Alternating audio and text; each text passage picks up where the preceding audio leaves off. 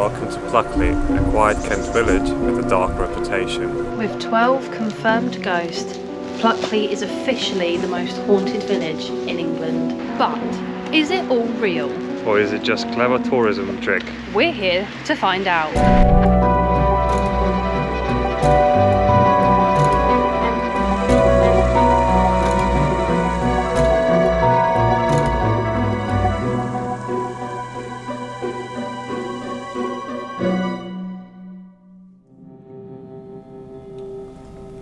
A village dubbed the most haunted in England. Legend says there are over a dozen recorded ghosts living here, and tonight we're going to stay in their backyard. By day, Pluckley looks like any storybook English village. But after dark, locals say the dead outnumber the living. With just 1,000 residents and 16 recorded phantoms, this place holds a Guinness World Record for its hauntings. But how did it earn this spooky reputation? And does anyone here actually believe it? Pluckley's haunted fame dates back centuries. Writers like Dickens supposedly drew inspiration here. But the real boom came in the 1980s when paranormal investigators swarmed the village, tallying ghosts like bingo numbers.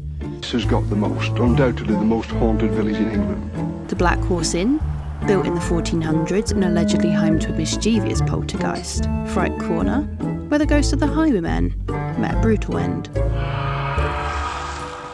He was pinned to it, terrible scream, bloody blades, and so ended the life of that man. One of the most famous place, which is right in the centre of the village, is this pub called Black Horse. So we're going to check it out first.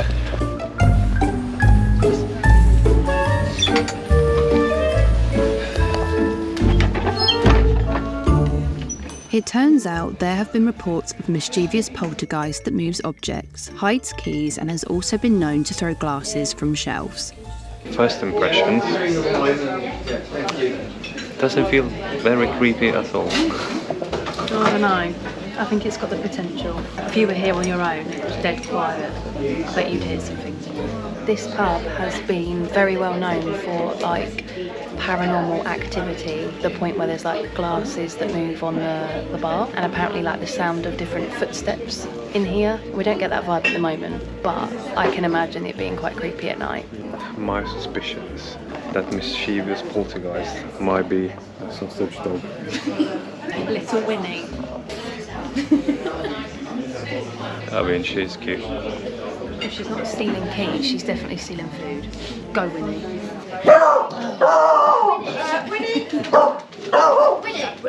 There's also some reports saying that people have seen a lady in different rooms in the pub dressed in Victorian outfit, and apparently you can feel her presence, like someone's watching you.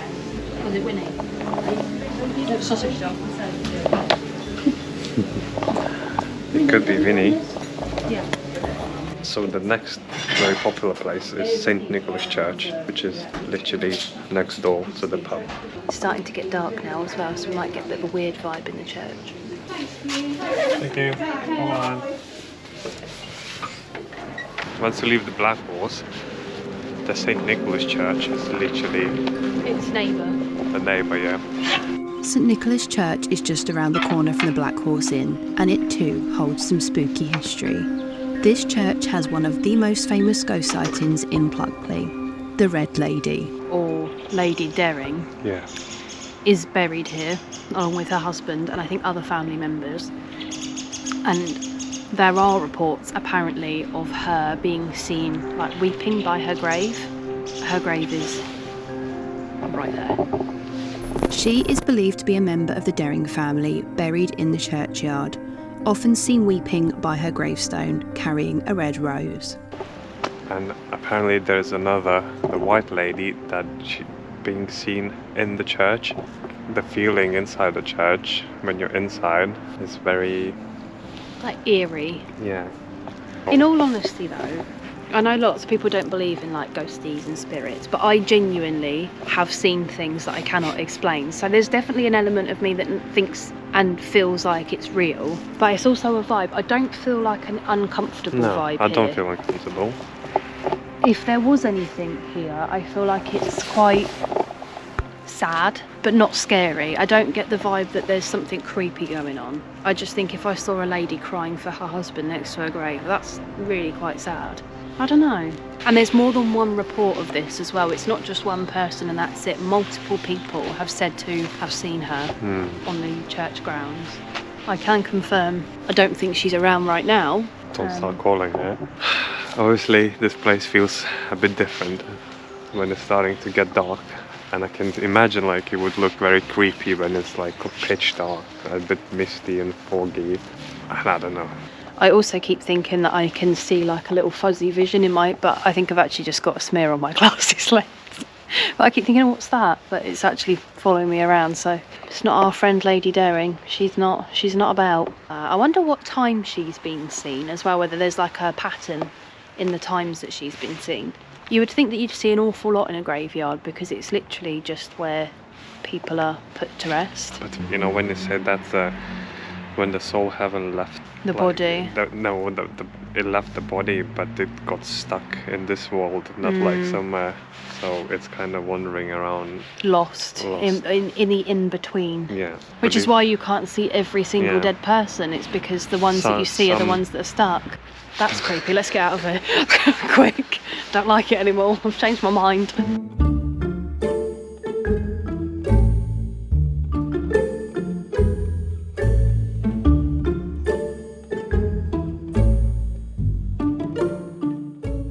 Very quiet and empty pub.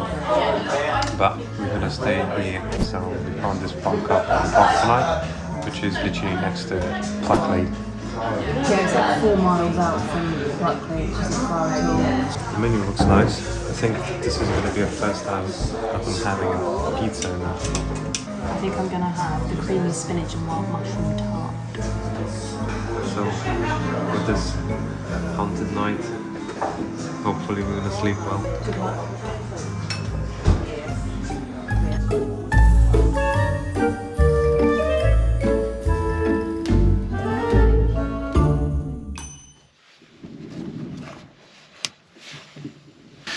Okay, so we came back from the pub after dinner, which was chef's kiss. So before we get cozy and back in the van, we're gonna go and check probably the scariest sounding place in Pluckley, which is called Screaming Woods. So we're gonna go for a short walk in the woods. So let's go. Tucked on the outskirts of Pluckley lies the most infamous haunted location of the village, the Screaming Woods. The name originates from the multiple reports of eerie, unexplained screams heard by visitors, particularly at night. Some have said these screams are blood-curdling cries of pain. We arrived. This seemed like a great idea until this very, very moment. It is pitch black. And I just don't know how I feel about it. I'm scared of the dark anyway. As a general rule, I hate the dark, let alone being in the dark somewhere that's well known for ghosties. Pitch dark, there's no lights at all. We can see 2 torches in the distance in the forest. So there's either other nutters like us, but I don't want anyone else to see us and then start being on the wind up and start freaking us out. We're going, like there's cars everywhere, look. Why is there this many cars going into the car park? Everyone's on it. Oh yeah, so the thing is, the car park is literally on the side, but because the car park has a height barrier, we can't get in. Otherwise, we could probably even try to camp in the car park. No, that's a line that I'm not crossing. If you're camping in a car that's higher than 2 meters, essentially you can try to camp inside this car park. Right, not being funny, but what's going on? Why is everyone rocking up here? It's making me less wanting to go in. Everyone's just being weird. Oh no. I think people are just coming for a walk. Yeah, and I wonder why. If anybody tries to even scare me. Alright, let's go grab our torches. Yeah, we just need to go because and I'm see. going to shit my pants. So let's go and explore the Screaming Woods.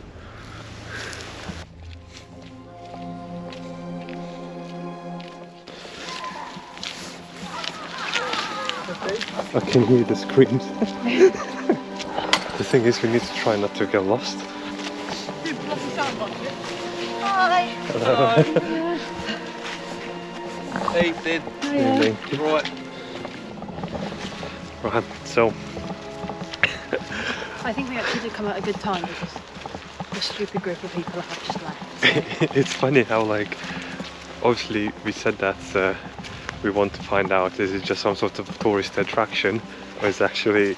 That question was answered as soon as we parked up. We literally just rocked up here, what, 8 o'clock, and it feels like the forest is full of people. Very muddy. It's ridiculous. To be honest, I didn't even... Gotta stay in my boots. So yeah, let's go deeper into the woods. There's a few tales to this woods. Yeah. The first one that I believe, he was a teacher. Highway man? No, I'm thinking of the man that hung himself. I think he was a teacher that hung himself in these woods, and apparently you can hear him. You can also hear galloping horses. Yeah.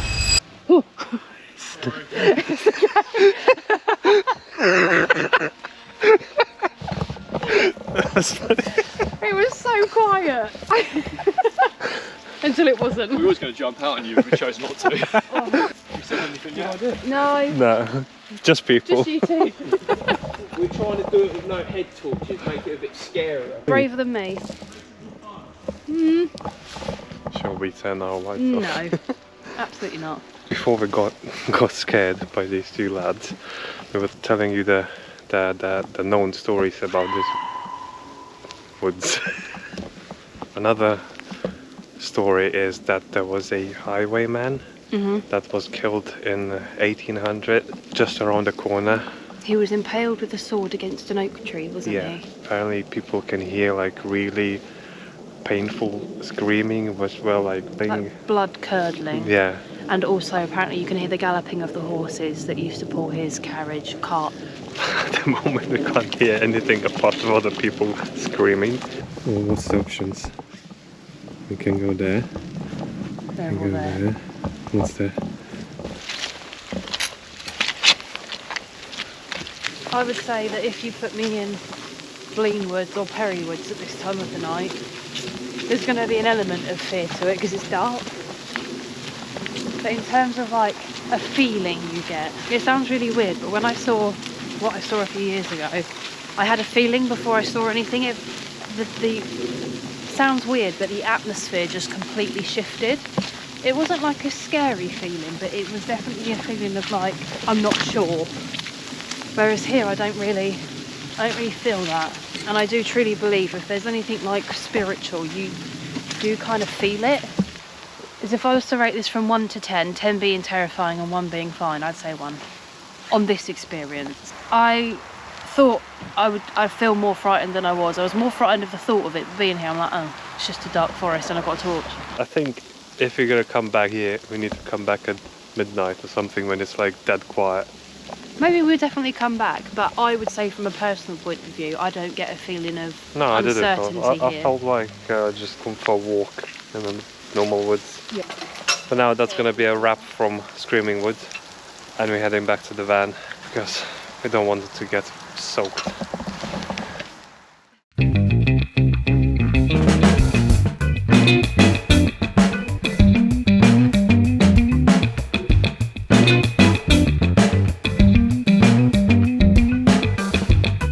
Good morning from Red Lion car park. We out of bed, had breakfast. It was a quiet night, but we both slept quite bad. I was cold.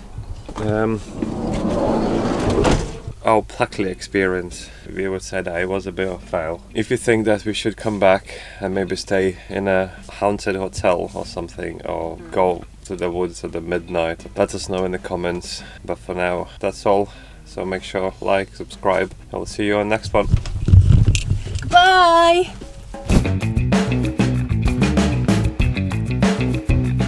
Let's go explore. Go down to the woods today, be sure of a big surprise.